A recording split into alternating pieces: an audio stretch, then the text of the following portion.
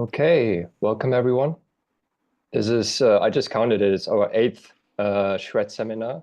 So SHRED is an acronym which stands for Skating, Sustainability, Health Research, and Environmental Design. And if I'm not mistaken, it's already 2022 when we came up with the idea. So it's already back for 2 years, which is crazy to think about. Time is slipping, but the original idea for the SHRED group came about with Indy and me drafting an article about sustainability and skateboarding. And Indy pitched to me the idea to just reach out to the great scholars that are already working in that area in skateboarding. And we sort of just set up an informal Zoom session just to share and say, hey, we want to work on this as well. And, if there's an opportunity for collaboration, just let's keep it in mind, basically. It was quite, no strings attached, but everyone was really keen to get something started. And this is how SHRED got going. And the seminar series,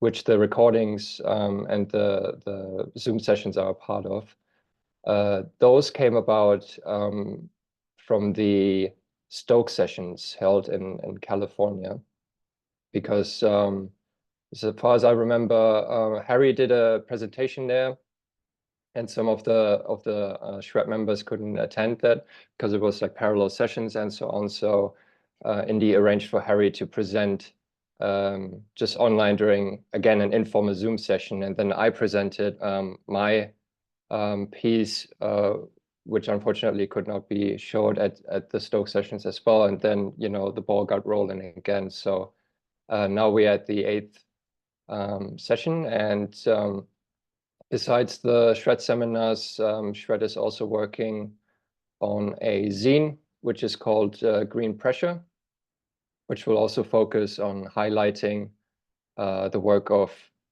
people and groups in skateboarding, and also in the far distance, or like in the long run, beyond skateboarding, in the arts, I guess more general, with upcycling and repurposing waste, and turning it into new products, turning it into art, and so on.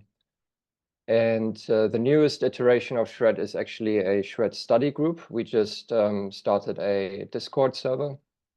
So if you know any up-and-coming scholars in the skate area, if you have any friends or peers who might be writing a bachelor thesis, master's thesis, PhD thesis, or are just interested in general and tipping their toes in skate research, let us know, let them know that this Discord server is now up and running. And already saw that Sander pitched an idea for like a cool article. So yeah, whenever you know somebody, put out the word.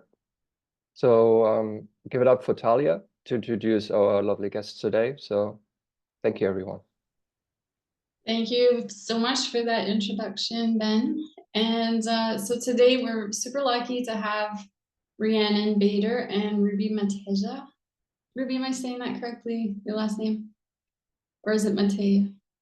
It's Mateja, yeah. Okay, sorry, I should have checked ahead of time. So these two are super busy working on the Goodpush Alliance, and they're going to speak to some of what they've been up to.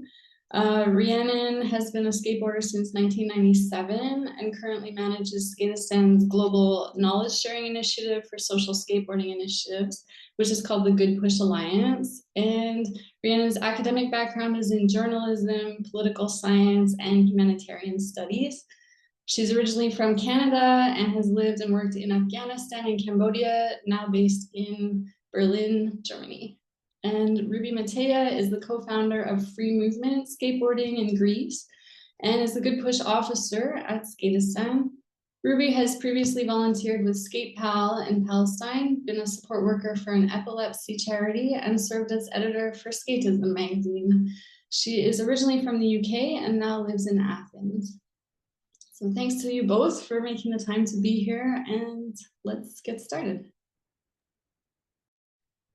Thank you for having us. So I'm gonna start us off. I'll give a little bit of an intro to Goodpush, and then we thought we could share an overview on the global social skateboarding sector. Well, it's not really sector, but kind of, because we've been doing surveys now for 6 years, and we've kind of gathered a lot of information. So it could be useful just to give a big picture on the aims, impact, and activities of these social skateboarding projects around the world. And then we'll talk about a few of the key projects that we've been working on lately with the Goodpush Alliance.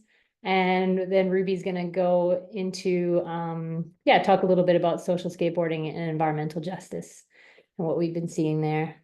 So, yeah, basically, the Goodpush Alliance was formed in 2018, and it was something that was we wanted to do something for the wider social skateboarding community for a long time in Skateistan. So since the very beginnings of Skateistan, when we founded in 2008, we had many people and small skateboarding projects already reaching out to us and asking us for advice or support. And in the early years, I'd say the first 5 years of Skateistan, we had very limited capacity. We were working mostly in Afghanistan, a little bit in Cambodia, but just we had very little time and resources to aid others, but we would, send emails and have calls with people whenever we could. But over time, we realized that there was like a clear need for there to be some kind of support network for this growing community.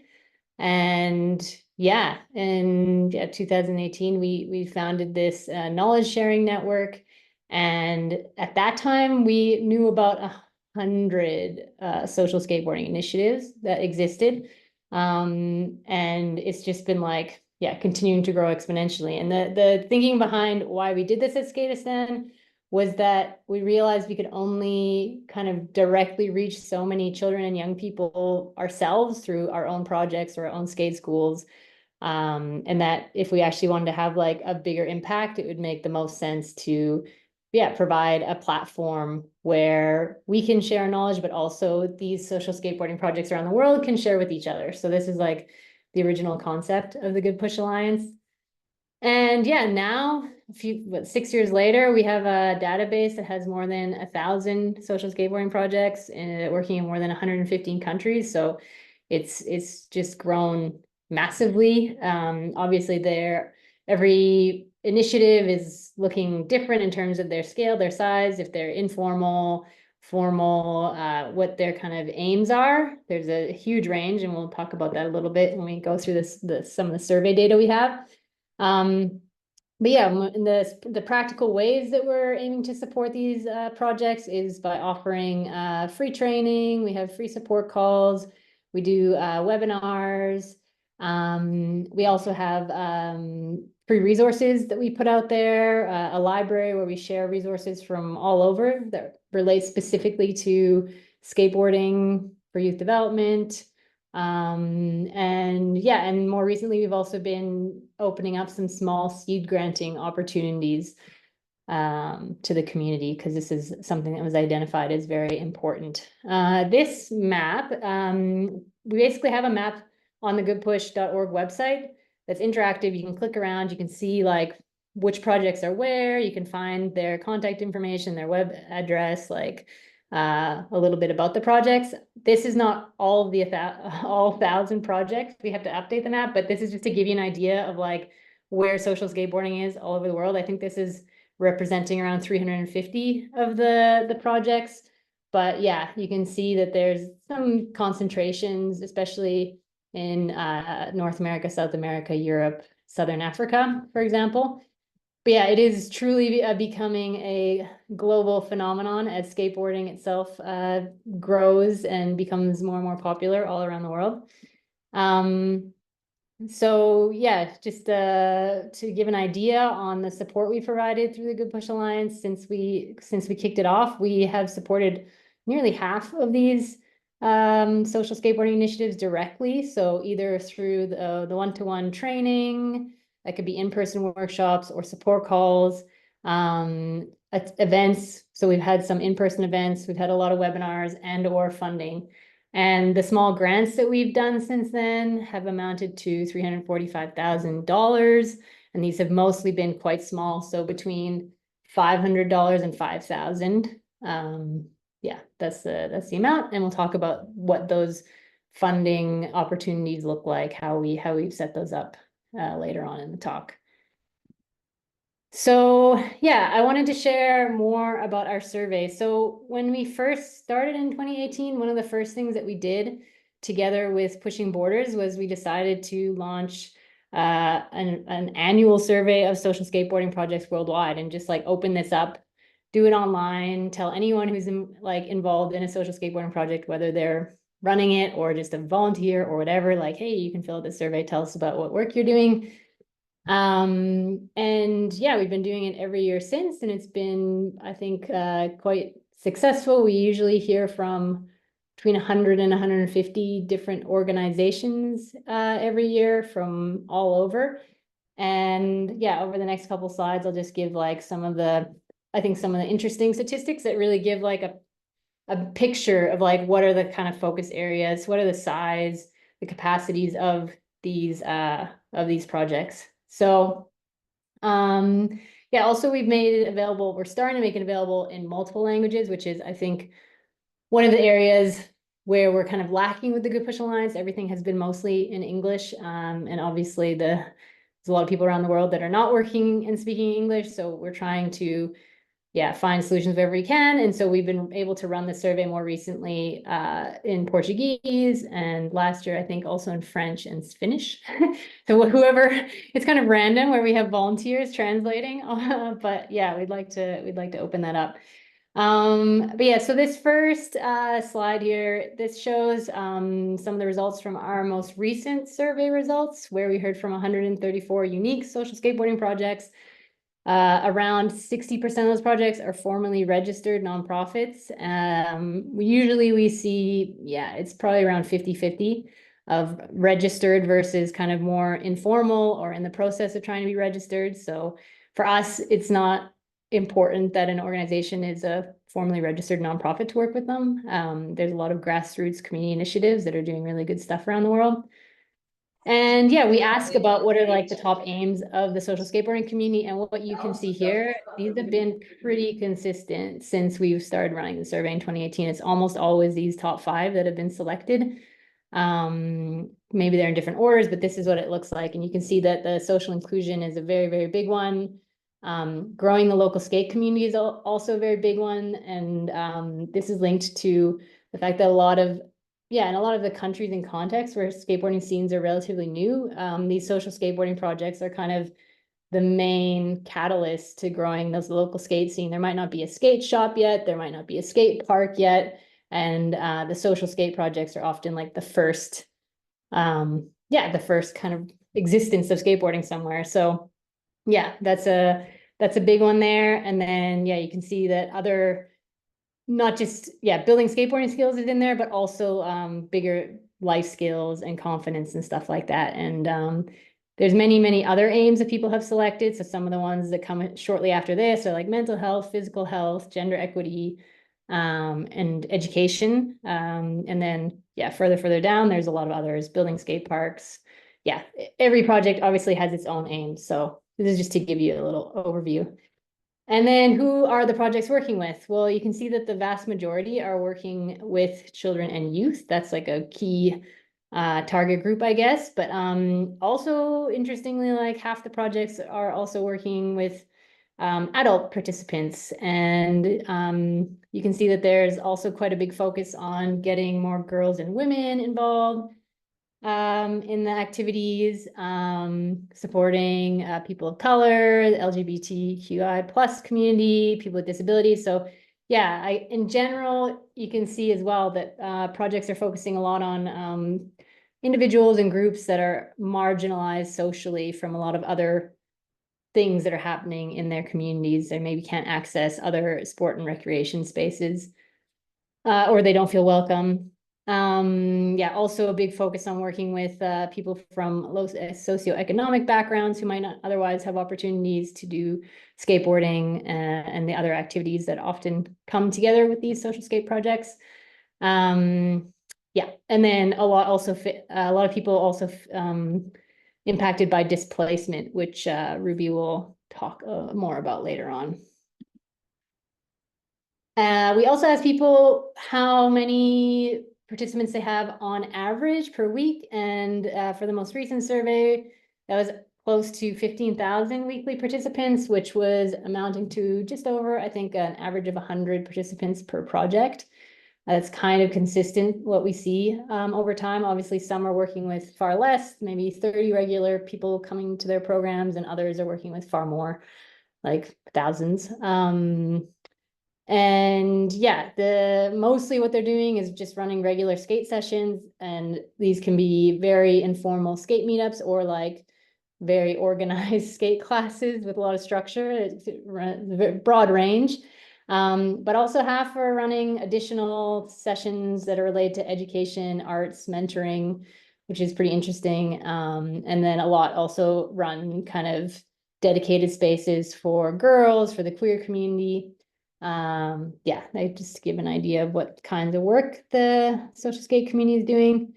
And I think that it's interesting to look at the budget. This is something we always ask about as well. And you can see there's like a combined annual budget of around 12 million from our most recent survey. However, like the vast majority of social skateboarding projects are quite small. So only around a third of the organizations we surveyed last year have a budget of more than 20,000 US dollars, an annual budget. So this really reflects the grassroots nature of social skate projects. Most of them are volunteer run. They maybe have one or two main people that are contributing a lot of their own time and resources to making the project happen. I think a lot of people can relate to this. I know people on this call, like Ruby and Indy and others, have founded projects and know what this is like. And yeah, you can see in like the breakdown of where some of the funding is coming from. I don't know why the slide got cut off, sorry about that, but it shows that actually, yeah, 40% of projects also do self-funding, which is basically just putting their own resources towards making a project happen. I think this is very common. So yeah, I think this really shows the kind of grassroots nature of the community.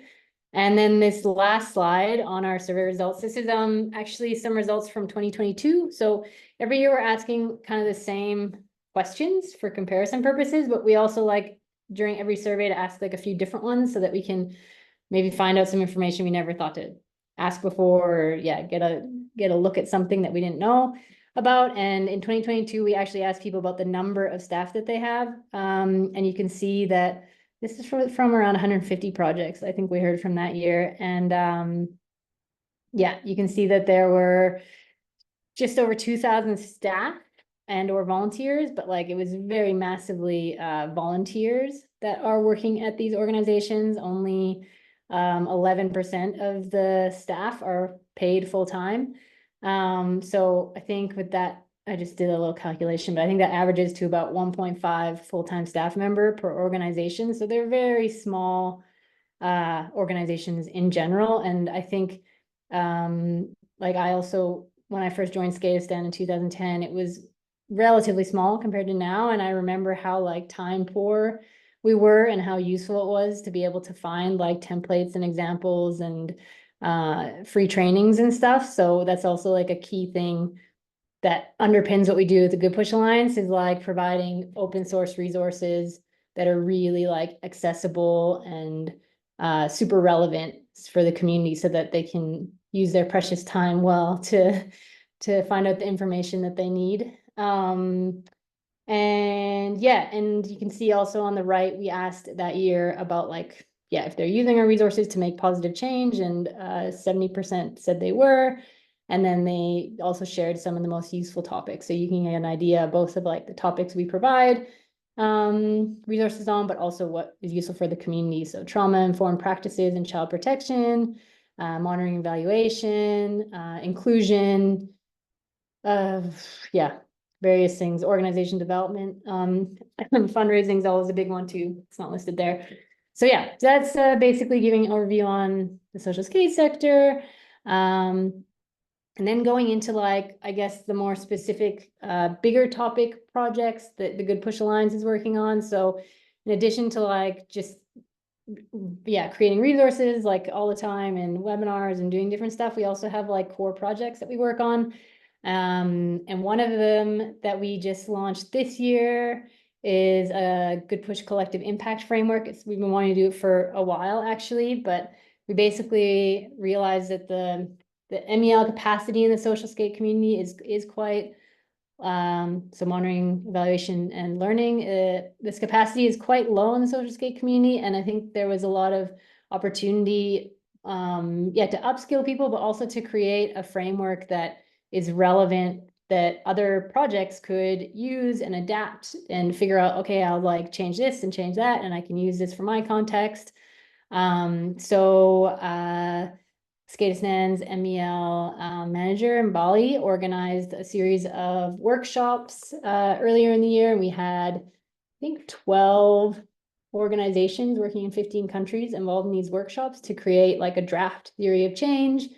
And then we shared this draft. I put the website there, you can check it out. We shared this draft with the community online and did like a short feedback survey and heard from an additional 30 organizations about like, yeah, what are the main topics that are relevant for them. You can see there was 3 thematic areas identified by the community as like overarching, what's the long-term impact we're trying to have with our project. Like in the short term, we're having these, let's say these sessions that are open to like women and non-binary skaters. Like, why are we doing this? The bigger thing is skateboarding for inclusion, for example, or maybe it's skateboarding for health, because we really believe in the, you know, being part of a community and doing active stuff is good for you and your mental health. So these are the 3 themes that came out: inclusion, education, health. And from the survey results, the organizations we heard back from, inclusion was the big front runner. I think around 70% of the projects chose that as their like main theme, although of course many organizations would probably say they work towards a couple of these themes, or maybe all 3. But yeah, so this is one of the things we're working on, and this year we're really excited to use our annual survey to actually be collecting shared data for the first time, like based on a shared framework. So I think that will be pretty exciting. And then, yeah, we're also going to put out a toolkit that will help the community to, yeah, use this framework within their own organizations. Also, yeah, help people to use the results, the data that comes out of the survey for things like writing grant applications, because I think it helps legitimize like the whole social skateboarding sector having this kind of shared data. So we hope that that will help everybody get more money and to learn how to do their work better and see what's working, of course. Okay, then another one of we're going to talk about 4 of our key projects at Goodpush. So this is the second one that we've been working on now since 2020, 2021. So basically, when COVID first hit in 2020, one of the things Goodpush did was launch a series of webinars because everyone was just kind of scrambling, didn't know what to do. So we started holding these approximately monthly gatherings where we would talk about different topics, starting with adapting for COVID. And then every month we'd say, you know, do you have an idea for the topic next month? And there was obviously Black Lives Matter protests were popping up all around the world that summer. And the topic of anti-racism in skateboarding came up, and we held a couple different webinar sessions in 2020. And what came out of that was a suggestion from Sandy Alibu, who's the founder of Surf Ghana. She said, hey, we should like do something concrete as a community. So we founded the Pushing Against Racism Working Group, and she had suggested like a commitment, and that's what we did. We put together the Commitment to Anti-Racism in Skateboarding, which was launched officially in May 2021 on the anniversary of George Floyd's murder. And yeah, we had a really big response. We had a lot of, yeah, over 1,000 signatories now, but we had a lot of brands sign on, and Share It, skate shops. We have also had like a large number, more than 200 social skateboarding projects have signed on, and we've even had 6 of the Olympic like national governing bodies for skateboarding sign on to the commitment, which is pretty cool, I think, because these kinds of institutions tend to be like quite apolitical in general. So so that was 2021, and then from there we had another suggestion from Sandy from Surf Ghana, and she's like, okay, you know, a big issue facing a lot of projects, like she's working in Ghana, but in a lot of countries in that region and globally, they can't access things like GoFundMe and do those kinds of crowdfunding initiatives because they don't run, those platforms don't allow people in certain countries to fundraise, unfortunately. So she's like, funding would be great. Can we do a fund? So the next thing we did through the working group, which has around, it's had different people involved, like more than 12 organizations over the years, people from social skateboarding. We also have had a lot of input in these things from Deluxe as well. The working group put together the Pushing Against Racism Fund, which launched in 2022. And it issues grants across like all 6 continents, so excluding Antarctica, every other continent. And these grants are between 500 and 2,000, and it's just to promote more representation of people of color in social skateboarding, to support their initiatives. And since then, we've done 3 annual funding rounds, which have been 42,000 in grants that we've dispersed. So that's a little bit about what we've been doing pushing against racism. And we'll have a webinar actually next month. We'll be promoting that this week. Next week. So look out for that. So that's those projects. I'm going to hand over now to Ruby, who'll talk about a couple other ones. Cool. Yeah, thanks, Rhianon, and thank you to the SHRED team for having us. Firstly, I'm just going to speak about the other 2 projects that the Goodpush is currently running. So Role Models is our leadership program supporting women and non-binary led social skateboarding projects. It's now been running for almost 6 years, each year taking on a new cohort of role models who receive seed funding and leadership training in order to start or grow their projects aimed for girls and gender diverse youth in Europe. The project is managed by the Goodpush in partnership with Women Win, as well as a 5-member advisory board, which is open for role models who have previously taken part in the program to apply for.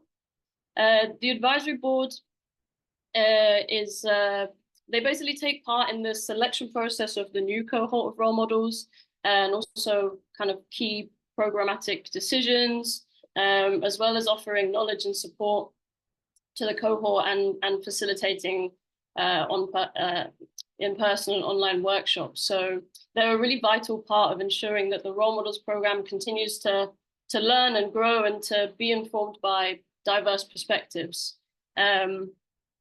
So more so than the funding involved with Role Models, which is obviously crucial for many projects to get them off the ground, especially ones that aren't officially registered yet as an organization. The feedback we hear year in and year out from the role models is that simply being connected to this support system of like-minded people pushing for gender justice and inclusion of marginalized communities was really what inspired them the most and helped them to overcome many challenges and barriers within their programs and their personal journeys.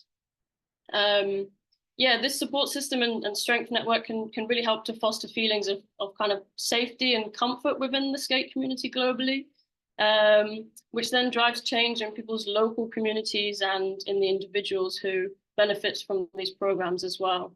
And what's amazing is that the connections made through role models have actually inspired people to attend like the skate festivals or different programs that role models have put on within the network, like their fellow role models within the cohort.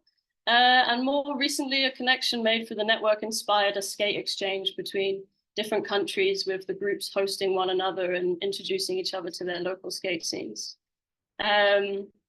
So yeah, throughout the duration of the Role Models program, which runs for 18 months for each cohort, we host bi-monthly online workshops, leading the role models through all the aspects of designing and running a skate project, with particular focus on inclusion and well-being. We also host a 5-day leadership camp in person, where the workshops are mostly centered on fostering connections within the group, discussing the larger movement of gender justice and equity within skateboarding, and allowing the space for everyone to share their stories and learn from each other.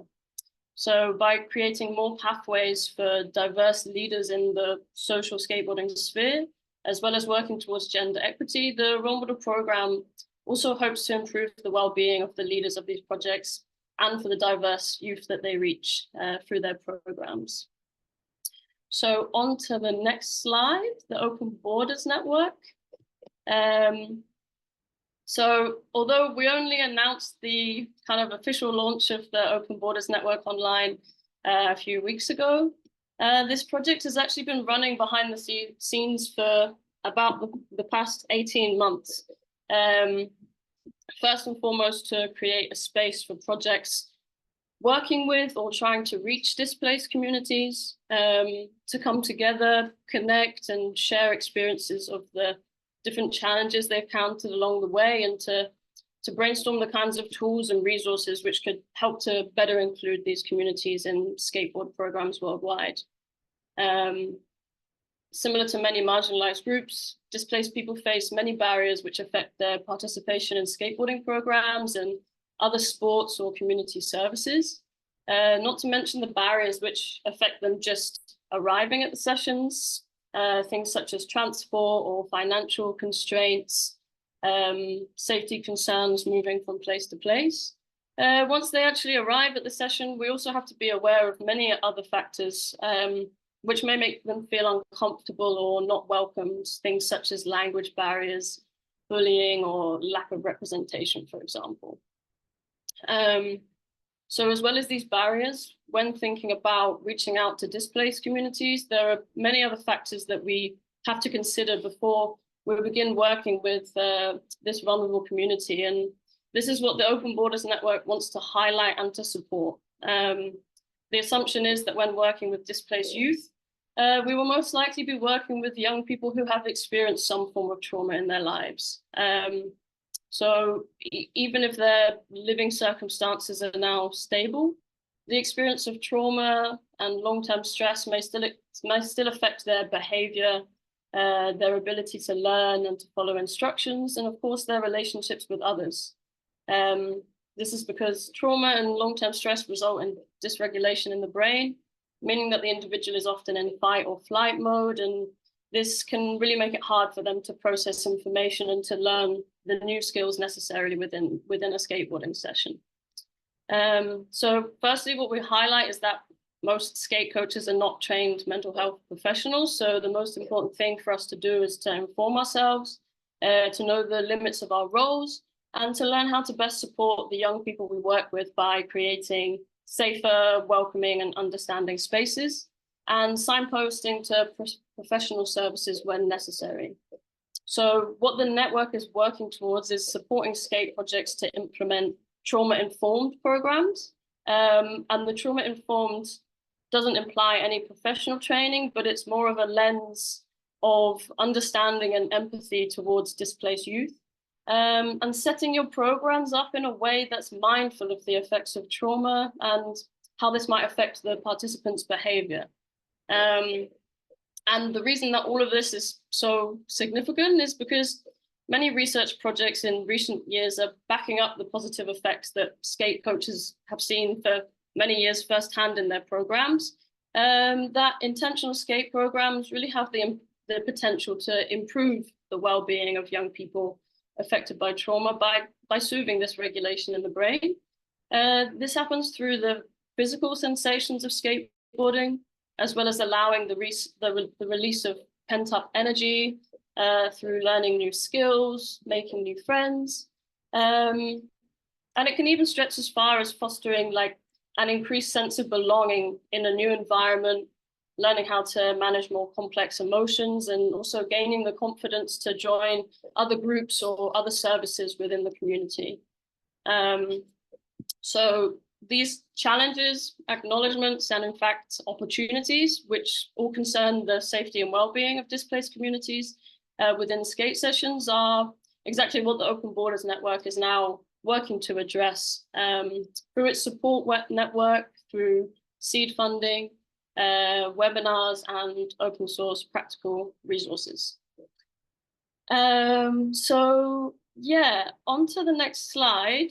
Now that we've given an overview of the Goodpush and the social skate sector, we wanted to focus the rest of this talk today on social skateboarding and environmental justice, as we see it as an area which is not widely addressed by the social skateboarding projects or the industry as a whole to date. And a perfect quote for this topic is actually from our very own Indigo Willing, who in an article called "Skate and Regenerate Skateboarders Making a Difference to the Environment," she said, "As skateboarders, we have embraced the idea of skating and destroying and skating and creating, but increasingly we also need to think about skating and regenerating in terms of the environment and ideas of sustainability." And Indigo's quote here is just perfect because it touches on two very important strands of skate history to this day. The skating and destroying being the countercultural movement of skateboarding, and much of what makes it so special in its kind of rejection of normative values and kind of strict white collar top button done up types. And then we have the skating and creating movement grown out of this countercultural movement, which also grew from this same ethos, but has worked to diversify and also soften this kind of tougher core of skateboarding culture, which in all its glory was not the most inclusive or diverse. And this new movement has created homes for non-traditional and more diverse skaters, and has also spread the love of skateboarding to more rural and disenfranchised communities throughout the world. And the vital point here from Indigo is that now that we've arrived at this point, it's time to start looking around us and thinking how we can continue to keep growing the skate community, whilst at the same time thinking more about the effects of skateboarding and the industry on the environment. So there are many environmental issues that the vast majority of skaters kind of turn a blind eye to, and this is including many skaters who are otherwise like very socially engaged. Things such as the carbon footprint of creating skateboard products, hard and soft goods, including shipping raw materials from Canada to Asia, etc., then to markets. Carbon footprint of many skateboarders traveling all over the world to skate. And of course, the carbon footprint and pollution implications of concrete skate parks. However, there are some amazing social skateboarding initiatives and brands that are already making great moves in this area to protect and build connections to their local environment and to incite change on a local and a more global level. One project that we funded through the Pushing Against Racism Fund is called Movement Skate Club. And they're an amazing project, super inspiring, based in a South African township called Mamelodi. And they're linking their skate sessions with a community garden. So they're touching on food security, and they're also doing neighborhood cleanups. And the young people they teach actually earn skateboard parts for the time spent helping in the garden whilst learning how to grow nutritious foods and also how to nurture the land. Another project is Skate Wild in the US, which connects skaters to the outdoors through wilderness programs and camping trips, including scholarships for underserved communities. Then at the industry level, Odyssey Boards, based in Singapore, started a collaboration in 2021 called Skate for Trees, where they're planting 3 trees for every board that they sell. Their focus area for now is in Southeast Asia, specifically Vietnam, Philippines, and Indonesia. As home to nearly 15% of the world's tropical forests, Southeast Asia is a really valuable asset for fighting climate change. And unfortunately, it's also one of the world's heaviest deforestation hotspots. So yeah, and then we have Hyena, a small brand making wheels and rails for skate decks out of 100% recycled plastics. They seem to have started out of their garage, and now they're kind of making moves to larger productions. So yeah, in general, many skateboarders burn through so much product without really thinking about where it comes from or perhaps what it's made of. So the companies producing recycled goods can really make a big difference. And say on another positive note, like I've seen a really big shift lately in the amount of people switching to support their local skate shops and local producers, rather than buying perhaps slightly cheaper goods online to be shipped in from different places.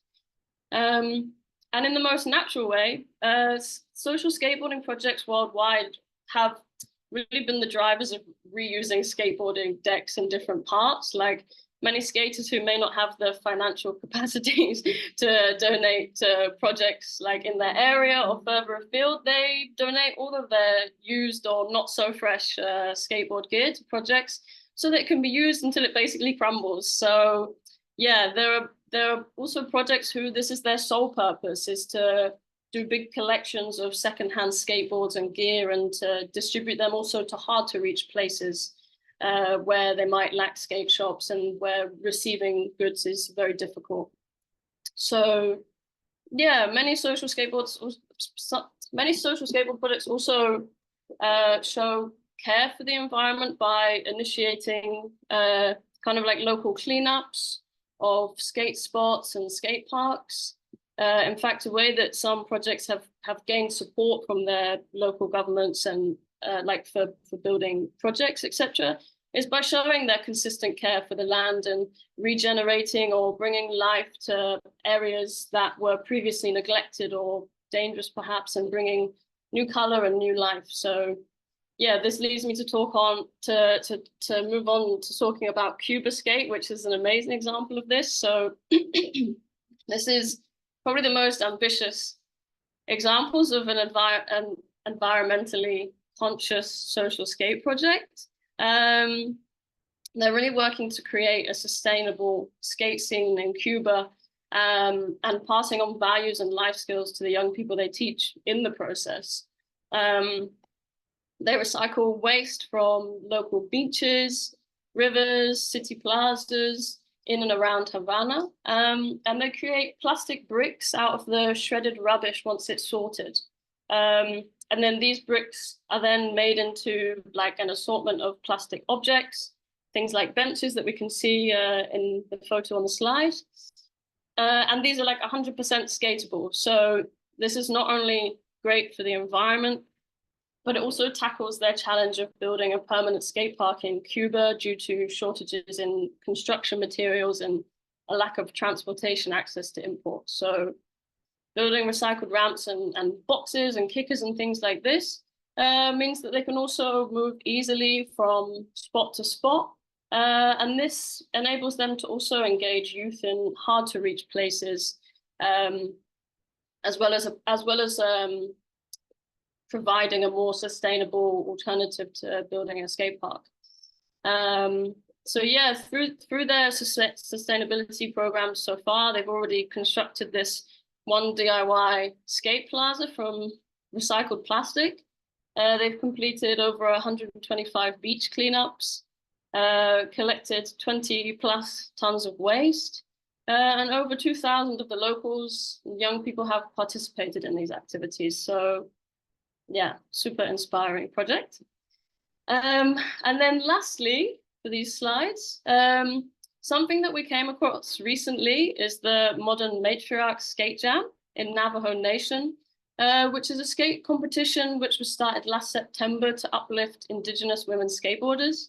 In general, there has been a rise in Indigenous-led or focused skate projects, such as Nation Skate Youth in Canada and Spin Effect Skateboards in Lingaporta, hopefully I'm pronouncing that right, which often have a strong focus on connection to land and place. In fact, when researching about the Modern Matriarch Skate Jam, I read about the story of how the skate park which hosted this jam, the 2 Grey Hills Skate Park, was recently built. And this person pictured on the slide, D.L. Greenwood, is a 28-year-old skater, artist, and Diné tribe member, was an integral part of it. So the plans and the funding were all there, but the local tribal chapter only signed off the build once Dior had actually come and shared her story with them of how skateboarding had changed her life, and expressing the connections skateboarding strengthened to her body and to the land. She emphasized that the Navajo youth would deeply benefit from this and also bring them closer together. And yeah, as a sponsored skater for an Indigenous-led skate company and also a successful artist who hand-designed skate decks using traditional methods, she was the perfect person to prove the many positive effects that skateboarding can have for young people. So yeah, of course, there are many other examples, but just to wrap up this presentation, I wanted to say that environmental movements and activism can sometimes be dominated by voices from the global north, because high-income countries often have the privilege of engaging in kind of these environmentally conscious behaviors, such as like renewable energy and recycling, etc. But at the same time, countries in the global north are also the largest contributors to greenhouse gas emissions, etc. In contrast, many countries in the global south who have contributed far less to global emissions are often bearing the brunt of the impacts of climate change, such as extreme weather events or kind of shifting agricultural patterns. And these countries typically have fewer resources also to adapt and mitigate these effects, and this can also be big drivers of migration and displacement. However, global south countries in many ways demonstrate closer connection to their land and traditions through their practices, their care for the environment, and finding ways to live sustainably. So this may be out of necessity or simply because they've maintained these practices for generations. And this is what we see from the projects I've mentioned today. So yeah, there are definitely ways that everyone can play a part, but I guess this is more of a call now to projects and companies in the global north to kind of review their practices around sustainability. And I think that's all from the presentation. Sorry if I spoke too much. And yeah, just to say thank you for inviting us to share about the Goodpush and the social skate sector via the SHRED seminars. And yeah, anyone who's interested to find out more, you can head to the Goodpush website or Instagram, and you can get in touch with us by emailing info@goodpush.org. Thank you.